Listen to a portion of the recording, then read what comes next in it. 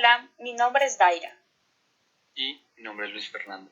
Y les vamos a presentar en este video la historia del signo lingüístico, las diferentes teorías que muchos filósofos alrededor del mundo postularon y plantearon, y el significado, sentido y referencia de la expresión, que efectivamente nos ayudarán a tener una idea global mucho más clara de lo que es el signo, de sus funciones en el lenguaje comunicativo. Durante muchos años, la necesidad de comunicar ideas o abstracciones del mundo ha hecho que el ser humano desarrolle la capacidad de simbolizar todo aquello que se denota la realidad y representarla por medio de signos. Esto hace que nos diferenciemos de otras especies de animales por la versatilidad de nuestro sistema comunicativo. Desde luego, la invención de la escritura en el periodo neolítico supone un grado de abstracción simbólica, mucho más alto que el solo hecho de simbolizar por medio de pinturas rupestres. Las primeras muestras de escritura se dieron hace poco más de 5.000 o 6.000 años, con los sumerios. La escritura cuneiforme se caracterizaba por utilizar símbolos que no solo representaban un animal o una persona, sino todo un concepto relacionado con ellos. Esto solo fue el inicio, ya que muchos años más tarde aparece el primer alfabeto hecho por los fenicios, el cual fue forjado a partir de jeroglíficos egipcios. Desde entonces, infinidades de culturas han desarrollado, implementado y evolucionado sus técnicas de significación y abstracción de la realidad. Esto, desde luego, desencadenó una serie de investigaciones y análisis por parte de grandes filósofos alrededor del mundo, buscando la relación existente entre símbolos y signos, explicando el cómo se procesa y codifica dicha información. El uso más evidente de símbolos lo encontramos en el signo lingüístico, ya que tenemos claro que el lenguaje comunicativo es una capacidad cognitiva desarrollada a escala universal, a diferencia de otras formas simbólicas que son más dependientes de culturas. Este proceso disparó una serie de procesos adicionales, importantes también, para entender el papel del signo en el desarrollo cognitivo del ser humano.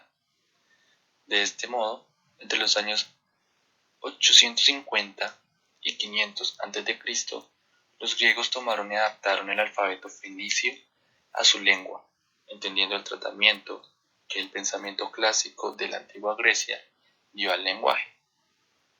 De este modo, los primeros interesados en el estudio lingüístico fueron los sofistas, cuyas cualidades en el uso del discurso los hacían unos charlatanes expertos. Con algunos pensadores presocráticos como Heráclito o Paramedes se evidenciaron algunos de los problemas típicos en aquella época. Uno de estos problemas fue la polémica surgida en torno al naturalismo o convencionalismo del signo lingüístico. La teoría naturalista está presente en el Crátilo de Platón, el cual sostenía que el lenguaje es un instrumento para conocer las cosas y como tal debe adaptarse a la naturaleza de su propósito. Por tanto, cada nombre debe de imitar por medio de letras y sílabas la naturaleza de la cosa u objeto que se quiere significar. Postura que se oponía evidentemente a la propuesta por Hermógenes, quien argumentaba que los nombres son convenciones, lo que se respalda con el hecho de que no se nombra del mismo modo un objeto en diferentes lugares, como por ejemplo, pomme de terre, que traducido al español sería manzana de tierra, lo que para los franceses es papa. Claramente no significaría lo mismo para nosotros, solamente hasta que se aclare su significado. Ahora bien, el postulado naturalista presentaba serios problemas, ya que si los nombres aluyen a los objetos por su naturaleza, deberían de ser unívocos, lo que significa que en diferentes lugares debería llamarse de igual manera el objeto denominado. Todo esto llevó a Platón a concluir que los nombres son una producción convencional del hombre, pero no arbitraria, ya que se dirige por los conceptos a los que se adecua. De este modo, se expone que si el lenguaje está causado directamente por la naturaleza de las cosas, entonces todo lo que se diga con significado debería de ser verdadero, mientras que si el lenguaje es pura convención, al valerla por cualquier otra convención, entonces el lenguaje será exacto. Ahora analizaremos las diferentes teorías que surgieron a partir de todos los postulados que a través de la historia, desde la prehistoria misma, ha ido evolucionando y abarcando una serie de temas y subtemas que nos ayudarán a entender mucho mejor el uso del signo lingüístico, su importancia y en qué forma logra afectar a la comunicación en la actualidad. Las teorías del signo lingüístico. La propuesta platónica plantea una relación directa entre el símbolo que usamos para denominar algo y esa misma cosa denominada. Esta teoría de gran relevancia para los estudios del signo lingüístico la encontramos expuesta en la teoría del signo propuesta por la escuela estoica. Los estoicos desarrollaron un diagrama por medio del cual explicar su teoría de los elementos que se coligan en el signo. Dicho diagrama es el triángulo semiótico, en el cual se pueden distinguir con una denominación más actual los tres elementos que componen el signo lingüístico. En él encontramos el significante, el significado y el referente. El significante es el objeto perceptible por los sentidos, es decir, la forma acústica o visual del signo. Por ejemplo, tenemos un lápiz. En este caso, el significante es la imagen acústica que llega a nuestras mentes. El significado es un concepto, pero también es una función que hace el objeto perceptible. Por ejemplo, el concepto del lápiz sería utensilio para escribir, dibujar o pintar que consiste en una barra larga y delgada, generalmente de madera. Interpretando de este modo al signo como el concepto que se tiene de dicho signo. En este caso, ¿qué es y para qué sirve? Ahora, el referente es el objeto representado por el signo.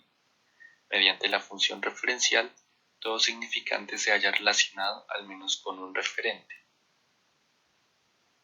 En este caso, el referente es el objeto físico y tactable, o sea, el mismo lápiz. A través de los estoicos pasa a las teorías del signo y el significado hasta llegar al siglo XX, influyendo en la noción sausoriana de signo lingüístico. En el curso de Lingüística General de Ferdinand de Saussure, define el signo lingüístico como una entidad psíquica compuesta por un concepto o un significado y por una imagen acústica o significante, demostrando que Saussure solo considera dos de los tres elementos que coligan en el signo según los estoicos, eliminando el referente, el cual Saussure lo consideraba como innecesario. Pero este tema lo abarcaremos mucho más adelante.